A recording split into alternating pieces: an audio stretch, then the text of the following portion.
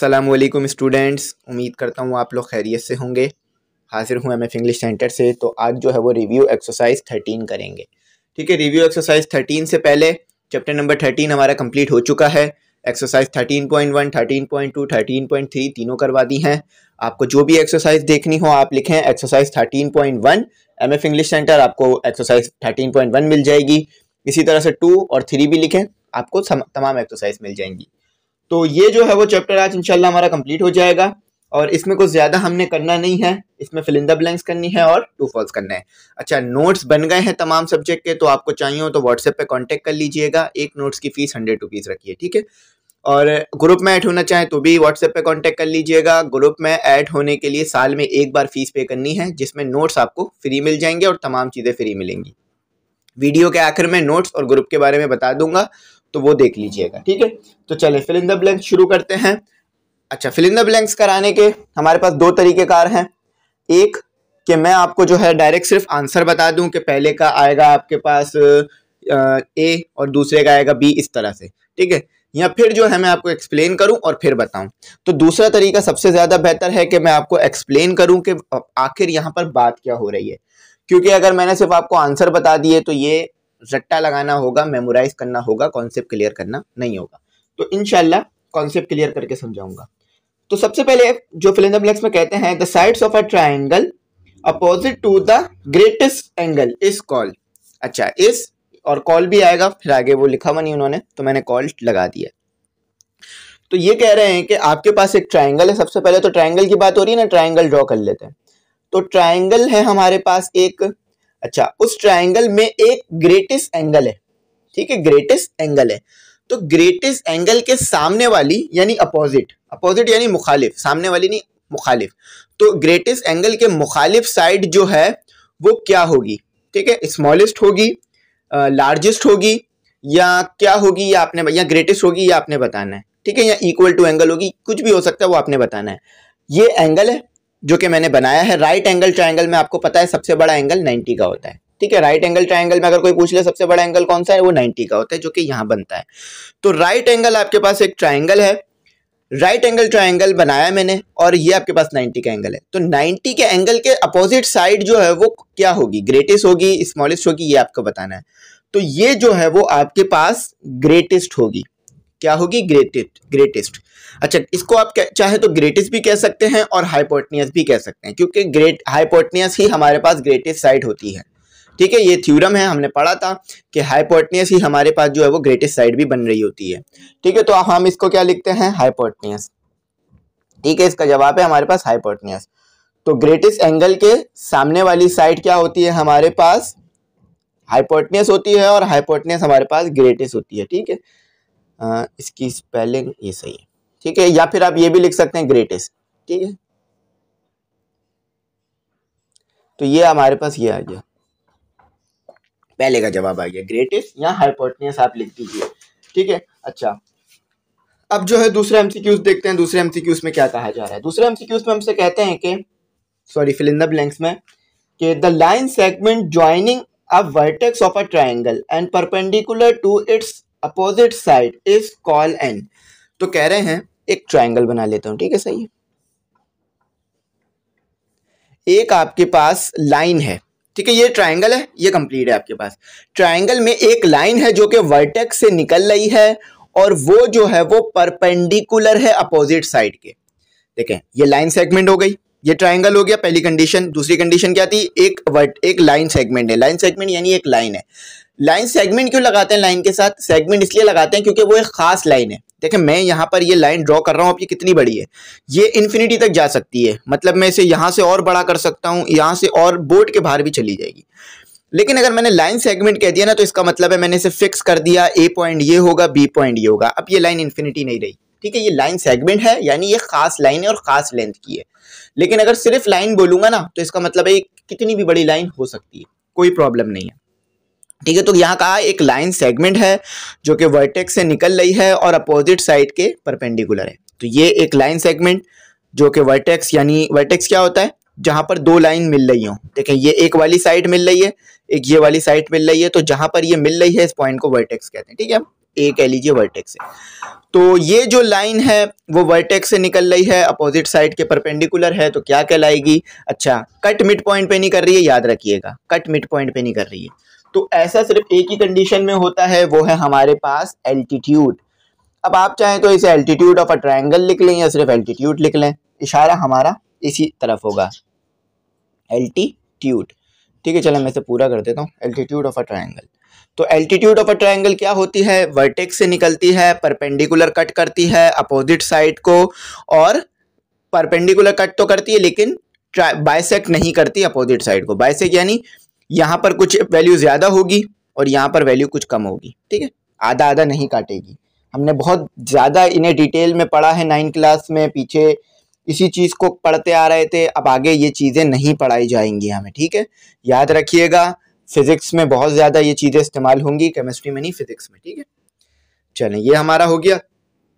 अब तीसरा करते हैं। कहते हैं कि a line segment draw from a vertex of a triangle and meeting the mid points of its opposite side is called a. अच्छा, यहाँ भी वही बात हो रही है, लेकिन है क्या बात यहाँ पर? ठीक है, एक यहाँ पर मैं एक ट्रायंगल ड्रॉ करता हूँ। ठीक है, ये आपके पास एक ट्रायंगल है और ये जो है ना मिड पॉइंट है। ठीक है, मैं इस ट्रायंगल को नाम दे देता हूं ए बी सी। ए से लेकर ये डी है। ठीक है, बी से लेकर डी तक का डिस्टेंस सेम होगा और बी से लेकर डी तक का डिस्टेंस सेम होगा। ये मैं कंडीशन बना रहा हूं ताकि आप बात समझ सकें। और डी से लेकर सी तक का डिस्टेंस सेम होगा। क्यों? क्योंकि ये मिड पॉइंट है डी। अगर आपके पास में ये पेन है, मैं इसको बोलूं बीच में से तोड़ दें, तो जब बीच में से आप तोड़ेंगे तो ये वाला हिस्सा भी सेम हो जाएगा, ये वाला हिस्सा भी सेम हो जाएगा। ठीक है, दोनों चीजें सेम हो जाएंगी ना। या ये सेम साइज के मार्कर हैं। ठीक है, मतलब ये एक मार्कर था, फॉर एग्जाम्पल ये एक मार्कर था, मैंने बीच में से तोड़ दिया तो ये सेम मार्कर बन गए ना। देखिए, सेम साइज सेम शेप के आ रहे हैं। ठीक है, तो इसी तरह से आपके पास एक पूरी साइड थी, उसको आपने बीच में से तोड़ा, तो ए बी से लेकर डी तक की जो साइड आएगी वो भी सेम होगी, और बी से लेके डी से लेके सी तक भी सेम होगी। यानी फॉर एग्जांपल बी से लेके डी तक की साइड भी आपके पास सेम आएगी और डी से लेकर सी तक भी सेम आएगी। और अगर दोबारा जोड़ देंगे तो ये चीज दोबारा बन जाएगी, डी डी से कंपेयर हो जाएगा। तो इसमें कहते क्या है कि आपके पास एक लाइन सेगमेंट है, वही बात कह रहे हैं दोबारा, लाइन सेगमेंट है और वो जो है वर्टेक्स से निकल रही है और सामने वाली साइड को, अपोजिट साइड को काट रही है मिड पॉइंट पे।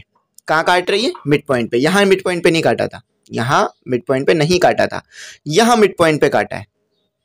ठीक है, यहाँ मिड पॉइंट पे काटा है। तो एक आपके पास वर्टेक्स से एक लाइन निकल रही है जो कि मिड पॉइंट पे सामने वाली साइड को मिड पॉइंट पे काट रही है। तो ये क्या चीज होती है? ये होती है मीडियन। क्या होता है ये? मीडियन। मीडियन क्या होता है? किसी भी वर्टेक्स से निकले और सामने वाली साइड को कहां पर काटे? मिड पॉइंट पे काटे, ट्रायंगल के अंदर। ठीक है, ये याद रखिएगा, ट्रायंगल के अंदर। तो ये आपके पास क्या कहलाती है? ये मीडियन कहलाती है। अच्छा, चौथा जो है आपके पास वो है the perpendicular bisectors of the sides of a triangle are. तो इसमें पूछ रहे हैं कि परपेंडिकुलर बाइसेक्टर्स में जो हमारे पास ट्रायंगल की साइड्स होती हैं वो क्या होती हैं? तो वो जो है वो इक्वल डिस्टेंस पर होती हैं। ठीक है, वो क्या होती हैं? इक्वल डिस्टेंस पर। तो इसे लिख देता हूं मैं। इक्वल डिस्टेंस का मतलब होता है सेम होना। ठीक है, सेम डिस्टेंस पे चीज का होना। अब फॉर एग्जांपल आप और आपका दोस्त और दो दोस्त और हैं, तमाम लोग जो हैं वो एक ही डिस्टेंस पे खड़े हुए हैं, एक जैसे डिस्टेंस पे। यानी आप जो है वो अपने दोस्त से 1 मीटर दूर खड़े हुए हैं और आपका दोस्त किसी और दोस्त से वो भी 1 मीटर के डिस्टेंस पे खड़ा हुआ है। तो आप लोग क्या हो गए? इक्वल डिस्टेंस पर हो गए। ठीक है, इसी तरह से जितने भी आपके दोस्त हैं वो तमाम 1-1 मीटर के डिस्टेंस पे खड़े हुए हैं। असेंबली में देखा है ना आपने, ऐसा होता है। लेकिन वहाँ तो थोड़ा बहुत आगे पीछे हो रहे होते हैं, लेकिन अगर बहुत ज़्यादा मैनेज करे जाए, जैसे आपने परेड देखी होगी, जब 23 मार्च आता है, परेड होती है, तो आप देखते हैं ना तमाम फौजी एक दूसरे से सेम डिस्टेंस पे खड़े होते हैं, तो इक्वल डिस्टेंस। ठीक है, तो वो इक्वल डिस्टेंस कहलाता है। ये जो है बहुत मेहनत के बाद वो सीखते हैं। ठीक है, बहुत मेहनत करते हैं, बहुत ज़्यादा प्रैक्टिस करते हैं, उसके बाद उन्हें ये सब कुछ आ जाता है। तो आप भी मेहनत करेंगे तो आप भी ऐसे कर सकते हैं। ठीक है, फिर लोग उन्हें पसंद भी करते हैं। तो ये हमने पढ़ लिया। अब चौथा जो है हमारा एमसीक्यूज हो गया, इक्वल डिस्टेंस मैंने यहाँ लिखवा दिया आपको। अब करते हैं पांचवा। कहते हैं कि 2 और more than 2 triangles are said to be congruent. ठीक है, if they are equal angular. And measures of their corresponding sides are. अच्छा, यहाँ पर क्या कह रहे हैं कि यहाँ पर जो है ना, हमने जो कंडीशन ऑफ कॉन्ग्रुएंसी पढ़ी थी ना, वो उसका जिक्र हो रहा है। कहते हैं कि आपके पास जो है वो दो ट्रायंगल हैं, दो हैं या दो से ज्यादा ट्रायंगल है, ठीक है, मोर देन टू लिखा मैंने, ये दो ट्रायंगल है आपके पास, फॉर एग्जांपल ये दो हैं या दो से ज्यादा हैं, 3 4 5 6 जितने भी ले लीजिए। तो इन दो और इन तीनों ट्रायंगल में सेम जो है वो एंगल्स हैं। एंगल्स क्या है? सेम है। कॉन्ग्रुएंट का मतलब बताया था ना, सेम होना, इक्वल, सेम होना। तो उसमें जो कॉरिस्पॉन्डिंग साइड्स हैं वो क्या होंगी? एंगल सेम है तो साइड भी सेम आएगी, साइड सेम है तो एंगल भी सेम आएंगे। थ्योरम पढ़े थे ना बहुत ज्यादा डिटेल में, तो ये थ्योरम की चीजें हैं जो कि आपको पढ़ा दी गई थी। अब आपसे डायरेक्ट पूछा जाएगा आगे लेवलों पे, ऐसा नहीं है कि आपको दोबारा थ्योरम्स कराए जाएंगे। अब आपसे डायरेक्ट बोला जाएगा कि अगर एंगल्स बराबर हैं तो साइड्स बराबर होंगी या नहीं होंगी। तो एंगल्स अगर बराबर आ रहे हैं, तीनों एंगल 60 के आ रहे हैं, तो साइड्स भी बराबर आएंगी। अब साइड बराबर आने से मुराद ये नहीं है कि साइड भी 5 सेंटीमीटर की होगी। साइड जो है वो तीनों साइड 6 सेंटीमीटर की भी हो सकती हैं, तीनों साइड 10 सेंटीमीटर की भी हो सकती हैं, वो मसला नहीं है, लेकिन बराबर होंगी। तो यहाँ पर क्या आएगा हमारे पास, या तो इक्वल लिख लीजिए बुक के मुताबिक, या तो कॉन्ग्रुएंट लिख लीजिए, ठीक है। दोनों चीजें आप यहाँ पर मेंशन कर सकते हैं, या आपकी डिजायर पे डिपेंड करता है कि आप क्या चाह रहे हैं। तो हमारे यहाँ पर काम कंप्लीट हुआ, ठीक है, डिटेल में गया, इन डिटेल समझाया। अब सिर्फ हमारे रहेगा एमसीक्यूज, और इसे करते हैं, फिर इंशाल्लाह आगे मूव करेंगे। देखिए, मैं एमसीक्यूज आपको जो है वो कंप्यूटर के भी एमसीक्यूज जो है मैं आपको इंग्लिश के भी करा चुका हूँ, फिजिक्स के भी करवा चुका हूँ, और मैथ के भी करवा चुका हूँ। बस 2 चैप्टर के रह गए, बाकी तमाम चैप्टर के एमसीक्यूज हो चुके हैं हमारे। तो ये बात याद रखिएगा कि मैंने आपको पूरा पढ़ाया है, ठीक है, पूरा कोर्स करवाया है, कुछ भी नहीं छुड़वाया, कुछ भी रहने नहीं दिया है।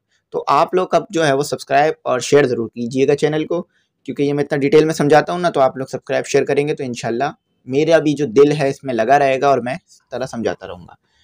तो सब्सक्राइब करने में ज़्यादा टाइम तो लगेगा नहीं, आपको बस 1 मिनट भी नहीं लगेगा, बल्कि 1 मिनट भी बहुत दूर की बात है। आप बस बटन क्लिक करेंगे, सब्सक्राइब हो जाएगा, हमें सपोर्ट हो जाएगी, ठीक है। अब करते हैं एमसीक्यूज, और हो सके तो शेयर भी कीजिएगा, ठीक है। एमसीक्यूज करते हैं, इसको रिमूव करता हूँ। तो स्टूडेंट, आपके पास एमसीक्यूज भी उसी तरह से करेंगे जिस तरह से हमने अभी फिल इन द ब्लैंक्स की, क्योंकि हमें कॉन्सेप्ट क्लियर करना है, चीज़ों को रटना नहीं है, ठीक है। तो पहला एमसीक्यूज देखते हैं, आसान है, ठीक है, कुछ के तो डायरेक्ट ही हमें आंसर आ जाएंगे, हम लोगों ने थ्योरम्स पढ़ लिए हैं तमाम। सबसे पहला एमसीक्यूज, टोटल 9 एमसीक्यूज है, ठीक है। तो सबसे पहला एमसीक्यूज कहता है हमारे पास कि a triangle having all the 3 sides congruent is called dash triangle. अच्छा, देखें, बहुत बार हमने इस चीज़ को पढ़ा था, और उम्मीद करता हूँ मुझे आपको बात याद होगी। देखें, आइसोसेलेस ट्राइंगल नहीं बोलिएगा, ठीक है, आइसोसेलेस ट्राइंगल नहीं बोलिएगा, आपको आइसोसेलेस ट्राइंगल मैंने पढ़ाया था। ये आपके पास एक ट्राइंगल है, ठीक है, ए बी और सी, ठीक है। ट्राइंगल क्या है आपके पास? ए बी और सी। अच्छा, अब इसमें है क्या, इसमें है क्या वो चीज़ देखते हैं। इसके अंदर जो है ना, इस ट्राइंगल के अंदर ए से लेके बी तक का डिस्टेंस भी सेम है, ठीक है। कह रहे हैं ना कंडीशन में तीनों साइड सेम है, ठीक है, 3 साइड कॉन्ग्रुएंट। कॉन्ग्रुएंट का मतलब होता है सेम होना, इक्वल होना। ए से लेके बी तक का डिस्टेंस भी सेम है, बी से लेके सी तक का डिस्टेंस भी सेम है, सी से लेकर ए तक का। तो ये क्या हो गया आपके पास, जब तीनों साइड सेम आ जाए किसी ट्राइंगल की, तो वो कौन सा ट्राइंगल बनता है? वो बनता है इक्विलैटरल ट्राइंगल। अभी पढ़ा था ना इक्विलैटरल की, मैंने आपको डेफिनेशन पीछे बताई थी, तो वही चीज़ यहाँ पर आ रही है, ठीक है।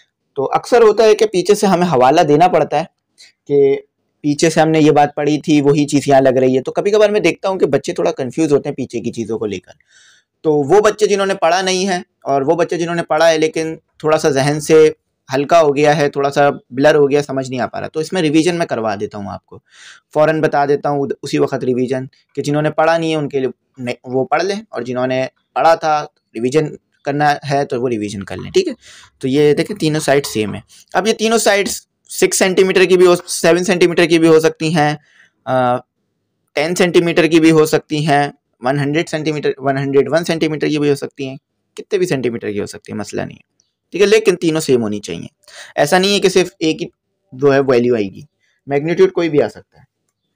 अच्छा, दूसरे में कहते हैं अ क्वाड्रिलेटरल। क्वाड्रिलेटरल आपने पढ़ा है ना, 4 साइड्स होती हैं जिसकी। A quadrilateral having each angles equal to 90। एक क्वाड्रिलेटरल है जिसके चारों एंगल 90 के हैं, ये दिमाग में रखिएगा, बहुत ज़्यादा बच्चे मर्ज कर जाते हैं स्क्वायर, पैरेललोग्राम और जो है वो हमारे पास रेक्टेंगल को, क्योंकि रेक्टेंगल, स्क्वायर और पैरेललोग्राम इन तीनों में कुछ ना कुछ सेम होता है। ठीक है, एक चीज दूसरे में सेम आ रही होती है, दूसरी चीज जो है वो एक में सेम आ रही होती है, लेकिन हर चीज सेम नहीं होती। ठीक है, हर चीज सेम नहीं होती। एंगल मैच कर रहे होंगे तो साइड मैच नहीं कर रही होंगी, साइड मैच कर रही होंगी तो एंगल मैच नहीं कर रहे होंगे। अच्छा, कहते हैं कि एक क्वाड्रिलेटरल है जिसके चारों एंगल, ईच एंगल से मुराद चारों ही एंगल होंगे ना, एक क्वाड्रिलेटरल में 4 ही एंगल होते हैं, तो हर एंगल कह लीजिए, हर एंगल 90 का है। And all the side are congruent, और तमाम साइड कॉन्ग्रुएंट है। फॉर एग्जाम्पल ये एक साइड है, जितनी बड़ी ये साइड है ना उतनी बड़ी ही ये साइड बनेगी, और उतनी ही बड़ी ये वाली साइड भी बनेगी, और इतनी ही बड़ी ये वाली साइड भी बनेगी, और एंगल 90 का बनेगा। ठीक है, ये देखें ये एल बन रहा है ना, तो ये 90 का एंगल है। अब मैं इसको नंबरिंग भी कर देता हूँ ताकि आपको मैं अच्छी तरीके से समझा सकूँ। ABCD, तो ये थोड़ा सा मैंने उल्टा लिख दिया, ABCD यूँ लिखना चाहिए था, लेकिन कोई प्रॉब्लम नहीं है, समझ सकते हैं। ठीक है, सेल्फ सफिशिएंट है, हम कर लेते हैं काम। तो ये AB बराबर है BC के, बराबर है CD के, बराबर है DA के। तो ये तो एक ही कंडीशन में होता है हमारे पास। अब कोई भी वैल्यू आ सकती है, 6 सेंटीमीटर, 5 सेंटीमीटर, 10 सेंटीमीटर, 6 सेंटीमीटर ले लेते हैं। तो चारों साइड्स बराबर आ रही हैं। ये किस में होता है हमारे पास? स्क्वायर में। और स्क्वायर में एक और भी कंडीशन होती है कि ये चारों एंगल भी 90 के होते हैं। तो ये बिल्कुल सही है हमारे पास। ये हमारे पास क्या आ गया? ये हमारे पास आ गया एक स्क्वायर। अच्छा, मसला क्या आ रहा है? पीछे लिख के दिया हुआ रेक्टेंगल, लेकिन ये रेक्टेंगल नहीं है, ये स्क्वायर है। रेक्टेंगल की चारों साइड सेम नहीं होती कभी भी। ठीक है, रेक्टेंगल की 2 साइड सेम होती हैं, वो भी अपोजिट, इस तरह का होता है। यानी ये वाली साइड और ये वाली साइड सेम होगी, और ये वाली साइड इस वाली साइड के सेम होगी। यानी ये जो एक लाइन बनाई है ये एक लाइन के सेम होगी, ये जो 2 लाइनें बनाई हैं ये इस 2 वाली लाइन के सेम होगी। चारों साइड सेम नहीं होंगी, सिर्फ स्क्वायर में चारों साइड सेम होती है। ये भी सेम, ये इसके सेम, ये चारों एक दूसरे के बराबर। ये इक्वेशन में भी लिख दिया मैंने ये चीज। ठीक है, हाँ, तीसरे में कहते हैं, अच्छा इंशाल्लाह मैं आपको जो है वो मैथ का पेपर एक्सप्लेन कर दूंगा, और फिजिक्स का कर चुका हूँ, बहुत अच्छा रिस्पांस था आपका भी। तमाम पेपर इंशाल्लाह जल्दी एक्सप्लेन कर दूंगा मैं आपको। ठीक है, तो आप कंफ्यूज नहीं होइएगा उसको लेकर। अच्छा, कहते हैं कि the median of a triangle are. अच्छा, ट्राइंगल के जो मीडियन होते हैं वो क्या होते हैं? देखिए, कॉन्ग्रुएंट होते हैं।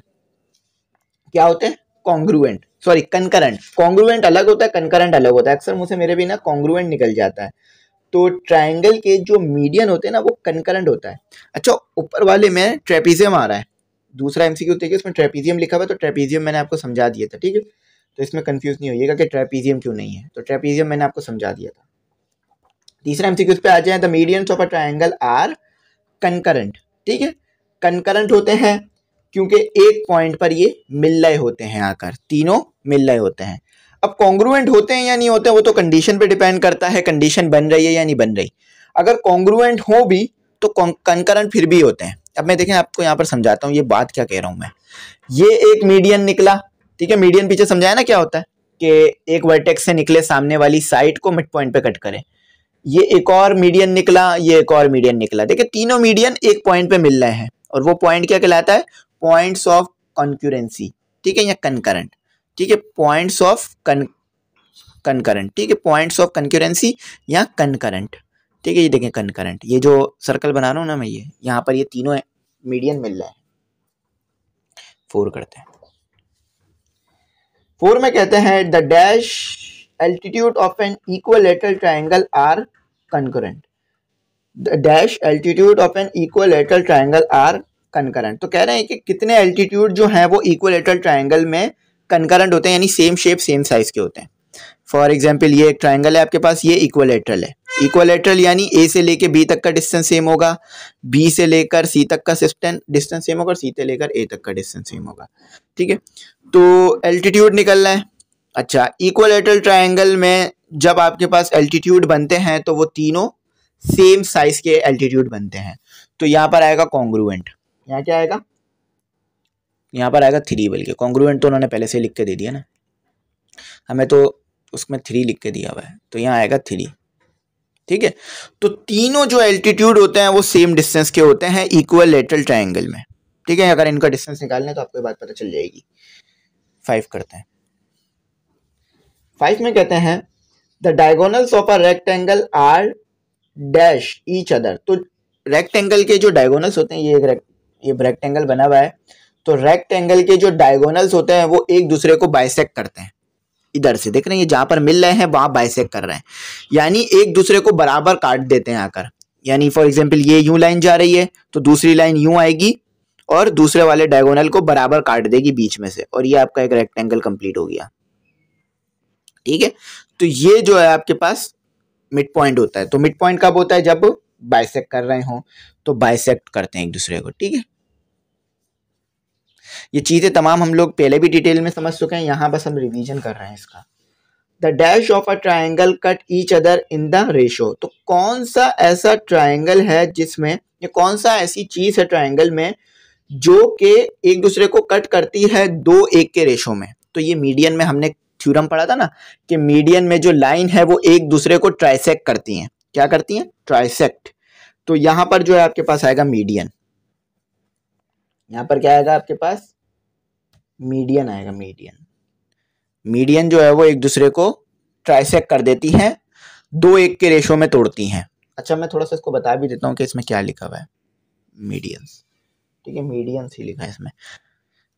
फॉर एग्जाम्पल यहाँ बना, चल इसको रिमूव करके मैं बनाता हूँ ताकि आपको डिटेल में समझ में आए।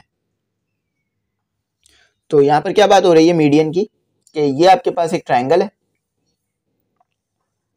ये आपके पास एक मीडियन आ गई, ये आपके पास दूसरी मीडियन आ गई, ये आपके पास तीसरी मीडियन आ गई। तो ये जो मीडियंस होती है ना, वो एक दूसरे को क्या करती हैं कि लाइन को ऐसे काटती हैं, एक दूसरे को ऐसे काटती हैं यहाँ पर कि एक तरफ जो है वो 2 हिस्सा बच जाता है और एक तरफ 1 हिस्सा बच जाता है। यानी अगर 3 सेंटीमीटर की लाइन है ना, तो ऐसे काटेगी कि एक तरफ 2 सेंटीमीटर बच जाएगा और एक तरफ 1 सेंटीमीटर बच जाएगा। अब ये 1 सेंटीमीटर चाहे तो यहाँ लिख लें या चाहे तो यहाँ 2 सेंटीमीटर लिख लें, इससे कोई प्रॉब्लम नहीं होगी। तो ये ऐसे काट देती है लाइन को। ठीक है, तो ये मीडियन ही करता है सिर्फ। ठीक है, चलिए 7 करते हैं। 7 में कहते हैं कि if each angle on the base of an isosceles triangle is 45 then the measures of the third angle is. तो कह रहे हैं कि जो बेस पर 2 एंगल बन रहे हैं वो आपके बन रहे हैं कितने के? वो आपके 45 के बन रहे हैं। ठीक है, 45 + 45 के बन रहे हैं। तो आपके पास जो तीसरा एंगल है जिसे सी कह लेते हैं, वो कितने का होगा? तो आपको पता है ट्राइंगल के तीनों एंगल्स जो हैं वो कितने के बराबर होते हैं? 180 के। हमेशा बात याद रखिएगा, ट्राइंगल के तीनों एंगल 180 के बराबर होते हैं। तो दोनों एंगल का सम कर दीजिए, 90 आ रहा है। ठीक है, 180 को वहां ले जाइए, सॉरी 90 को वहां ले जाइए, तो ये आ रहा है आपके पास 90। तो अगर 2 एंगल 45 के हैं तो तीसरा एंगल 90 का बनेगा। ठीक है, जैसे कि ये एंगल ए था, ये एंगल बी था, तो एंगल ए एंगल बी का है ना, 2 एंगल इन्होंने, ईच 2 एंगल जो बेस पे बन रहे हैं, जो 2 एंगल बेस पे बन रहे हैं वो आपके पास कितने के हैं? वो आपके पास 45 के। तो 45 को ऐड किया।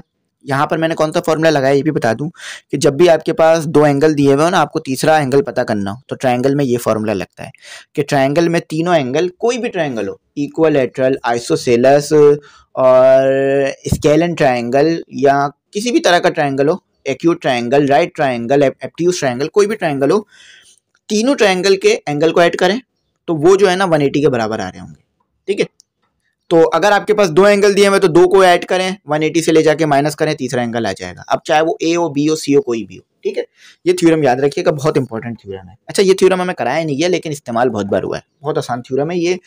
5, 6, 7, 8, 9 से पढ़ाता हुआ आ रहे हैं हमें बच्चों को। ठीक है, तो हमारा ये था 7, तो 7 में हमारे पास आंसर आना था 90। 8 करते हैं। If the 3 medians of a triangle are concurrent congruent. ठीक है, अच्छा कंकरेंट और कॉन्ग्रुएंट बहुत मिलता जुलता लफ्ज है।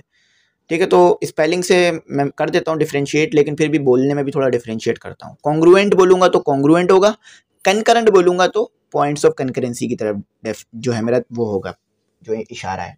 ठीक है, तो यहाँ कहते हैं कि 8वां MCQ से, if the 3 medians of a triangle are congruent, 3 median जो है ना ट्राइंगल के वो बराबर है, एक दूसरे के बराबर है, देन द ट्राइंगल इज, अगर 3 मीडियंस एक दूसरे के बराबर है तो ट्राइंगल किस तरह का बनेगा? ठीक है, तो अगर 3 मीडियन एक दूसरे के बराबर आ रहे हैं तो ट्राइंगल जो है ना वो इक्विलैटरल बनता है। ठीक है, इक्वल डिस्टेंस नहीं, इक्विलैटरल। ठीक है, इक्विलैटरल से मुराद कि ट्राइंगल की तीनों साइड सेम होंगी। मैंने पीछे करवाया था ना, ए बी और सी, ए बी के बराबर होगा, यहाँ लिख देता हूँ। ठीक है, ए बी के बराबर होगा, यानी ए बी का जो डिस्टेंस होगा वही बी सी वाली साइड का डिस्टेंस भी होगा, और वही आपके पास सी ए वाली साइड का डिस्टेंस भी होगा। इसे बोलते हैं इक्विलैटरल ट्रायंगल। ठीक है, इक्विलैटरल ट्रेपीजियम तो नहीं होता और इक्विलैटरल रेक्टेंगल तो नहीं होता, क्योंकि उसमें तो चारों साइड फिर अलग अलग आती है ना। ठीक है, लेकिन इक्विलैटरल स्क्वायर होता है, क्योंकि स्क्वायर में चारों साइड सेम, तो स्क्वायर को कहते हैं स्क्वायर इसीलिए कि उसकी चारों साइड सेम है। ठीक है, अच्छा, इफ टू मतलब दो कह रहे हैं, if two dash of a triangles are congruent then the triangles will be isosceles. तो कह रहे हैं कि एक ट्रायंगल के कौन सी चीजें सेम होंगी कि ट्रायंगल जो है वो आपके पास इक्वल आइसोसेलस बन जाए। देखें, हमने सबसे पहला थ्योरम करा था ना, या पहले चैप्टर में जो थ्योरम किए थे उनमें से एक ये सवाल को एमसीक्यूज में पूछ लिया गया है। यानी जो चीज़ आप थ्योरम में करा आपने, जो चीज़ आपने जो गिवन थ्योरम थे उसमें की, जो चीज़ आपने जितना भी पीछे चैप्टर में पढ़ा 9 से लेकर 13 तक, कितने चैप्टर हो गए, 9 10 11 12 13 5 चैप्टर हो गए, अभी आगे 2 और भी हैं, लेकिन वो एरिया से रिलेट करते होंगे। तो जितने भी चैप्टर आपने पीछे पढ़े 9 से लेकर ऑनवर्ड 13 तक, उन तमाम में हमें ये चीज़ें बहुत ही बताई गई। तो ये चीज़ें तो हमें अब याद हो जानी चाहिए थी। ठीक है, लेकिन अगर कोई कन्फ्यूजन अभी भी यहाँ पर है तो आपने ऐसा नहीं सोचना कि अब मैं कैसे करूँगा, क्या करूँगा, डिसहार्ट नहीं होना। ठीक है, आपने क्या करना है, एक बार रिवीजन करना है। ठीक है, आप पहली बार किसी लेक्चर को देख रहे हैं, समझ नहीं आ रही, ऐसा हो सकता है, मेरे साथ भी बहुत बार होता है। ठीक है, अभी तक होता है, इस लेवल पर आने के बाद भी होता है कि लेक्चर में कोई चीज़ पढ़ता हूँ इस यूनिवर्सिटी में या यूट्यूब से, मुझे फ़ौरन समझ नहीं आ रही होती, लेकिन मैं क्या करता हूँ, डिसहार्ट नहीं होता, ये नहीं सोचता कि छोड़ देता हूँ नहीं आएगी, क्योंकि मुझे अभी नहीं आ रही। मैं क्या करता हूँ, उसको दोबारा रिवाइंड करके फ़ौरन देख लेता हूँ या अगले दिन देख लेता हूँ। तो इससे क्या होता है कि जो चीज़ मैंने पहले से सुनी भी होती है ना उसी लेक्चर में, वो दोबारा सुनता हूँ ना, तो मेरे दिमाग में वो बात बैठ जाती है, हाँ ये था तो ये हुआ। ठीक है, जैसे कि ये तमाम आपको देख रहे हैं ना, ये तमाम चीज़ें मैंने भी पढ़ी तो आपको पढ़ा रहा हूँ ना। तो ये चीज़ याद रखिएगा कि उस वक्त अगर कोई चीज़ समझ नहीं आ रही तो ऐसा नहीं है कि समझ नहीं आएगी, आप दोबारा देख लीजिए एक बार रिवाइंड करके। ठीक है, आपके पास फैसिलिटी मौजूद है ऑनलाइन में कि आप दोबारा देख सकते हैं। ऑफलाइन में क्या होता है कि आप एक बार लेक्चर निकल जाए तो दोबारा नहीं ले सकते। ठीक है, टीचर से पूछ तो सकते हैं, लेकिन आप पता है ना आप कितना पूछ लेंगे टीचर से। ठीक है, जो चीज़ टीचर ने 45 मिनट में समझाई थी, अगर आप वो पूछ भी लें तो टीचर ज़्यादा सर आपको 10 मिनट दे देगा, या बहुत अच्छा टीचर होगा तो 45 मिनट ही दोबारा दे देगा। लेकिन इतना करना हर लेक्चर के लिए मुश्किल होगा कि हर लेक्चर में बार बार पूछें, टीचर को भी मुश्किल होती है ना। लेकिन टीचर बता देते हैं, मैं ये नहीं कह रहा टीचर नहीं बताते, टीचर बता देते हैं। ठीक है, हम भी बता देते हैं, लेकिन आपके पास ऑनलाइन में ये फैसिलिटी है कि अगर 45 मिनट का लेक्चर है, आप इस 45 मिनट के लेक्चर को 1 बार 2 बार 3 बार 4 बार 5 बार 10 बार जितनी बार देखना चाहें देख सकते हैं। ठीक है, समझ सकते हैं। टीचर उसमें कभी भी आपको ये नहीं कहेगा कि आपने मेरी वीडियो 2 बार देख ली, तीसरी बार क्यों देख रहे हैं, वो बोलेगा आप चाहे 50 बार क्यों ना देखें। तो अगर कॉन्सेप्ट क्लियर नहीं हो रहे तो कोशिश करें, एक बार देख लिए वीडियो तो दूसरी बार ज़रूर देख लें, इंशाल्लाह आपको कॉन्सेप्ट क्लियर हो जाएंगे। ठीक है, असल में ये होता है कि यहाँ पर फुल कंसंट्रेशन हमारा पढ़ाने पर होता है, कॉन्सेप्ट क्लियर कराने पर होता है। तो अगर कुछ समझ ना आए तो पूछ लिया करें और देख लिया करें वीडियो को रिवाइंड करके, इंशाल्लाह आपको बात समझ में आ जाएगी। मेरी दुआ है कि आपको जो भी कॉन्सेप्ट है तमाम समझ में आए। ठीक है, तो ये छोटे छोटे से कॉन्सेप्ट हैं, आगे जाके बहुत ही हेल्पफुल रहेंगे यूनिवर्सिटी लाइफ में और फर्स्ट ईयर सेकेंड ईयर में। ठीक है, तो ये बात मैं इसलिए कह रहा था क्योंकि ये हमने पढ़ चुका था ना पीछे बहुत बार, तो कई बच्चों को इधर कन्फ्यूजन हो, तो इसलिए मैं उनको ये बात दोहरा रहा था। तो हमने बहुत बार ये चीज़ पढ़ी है कि अगर एक ट्रायंगल की 2 साइड सेम हैं, कॉन्ग्रुएंट हैं, ये कि ये वाली 2 साइड सेम है, तो वो ट्रायंगल आइसोसेलस ट्रायंगल बनता है। ठीक है, तो क्या सेम होनी चाहिए हमारे पास, साइड्स। ठीक है, तो ये हमारा यहाँ पर चैप्टर नंबर 13 हुआ कंप्लीट। ठीक है, मैं दुआ करता हूँ आप लोगों के लिए कि आपके तमाम कॉन्सेप्ट जो हैं वो क्लियर हों क्लास 9 की बुक के, और मैंने बच्चों को देखा भी है, उनके कॉन्सेप्ट क्लियर भी हैं, बहुत अच्छे जो हैं वो कॉन्सेप्ट क्लियर करके रख चुके हैं, चैनल से पढ़ते हैं, अप्रिशिएट करते हैं, तो आप लोगों के तमाम का शुक्रिया। ठीक है, जो कुछ समझ ना आए आप देख लीजिएगा, कमेंट सेक्शन में मैसेज कर दीजिएगा, इंशाल्लाह मैं पूरी कोशिश करता हूँ रिप्लाई देने की आप लोगों को। ठीक है, आप लोगों को रिप्लाई देना मेरा फ़र्ज़ बनता है। अच्छा, यहाँ पर मैंने आपको कहा था कि वीडियो के आखिर में नोट्स का और उसका डिटेल दे दूंगा, मैं क्या कहते हैं ग्रुप का, तो वो दे देता हूँ।